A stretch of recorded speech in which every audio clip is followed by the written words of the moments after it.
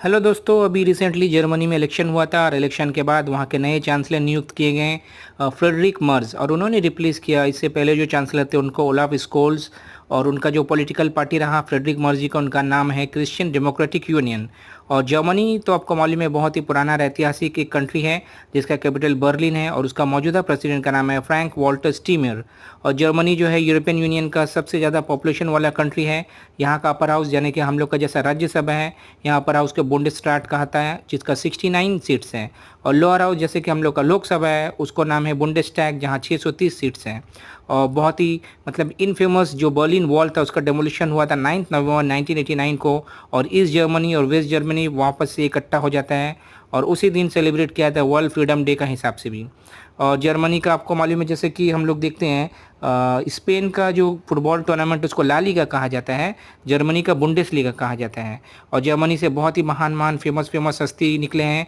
एक नाम तो हमेशा आपका ध्यान में आएगा, हमेशा सुनने को मिलेगा, एडल्फ हिटलर, जिन्होंने अपना आपको फुरर का खिताब भी दिया था, चांसलर भी थे वो।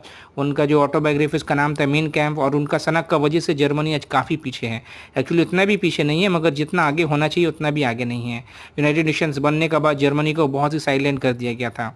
अच्छा, और भी बहुत फेमस जर्मन्स का नाम देख लेते हैं। गुटनबर्ग, जिन्होंने प्रिंटिंग प्रेस का आविष्कार किया था। एल्बर्ट आइंस्टाइन, आपको तो मालूम है, ब्लैक होल का थ्योरी भी इन्होंने दिया था, इनको नोबेल प्राइज़ भी मिल चुका है।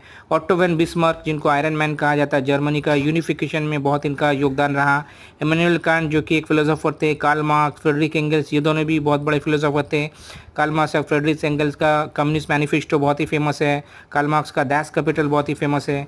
एने फ्रांक का नाम भी आपने सुना होगा, diary of a young girl इनका ही लिखा हुआ है। गुंटर ग्रास को लिटरेचर में नोबेल प्राइज़ मिला था। अरविंद रोमेल को द डेजर्ट फॉक्स कहा जाता है। माइकल शूमाकर, जो कि बहुत ही महान फार्मूला 1 के खिलाड़ी रह चुके हैं।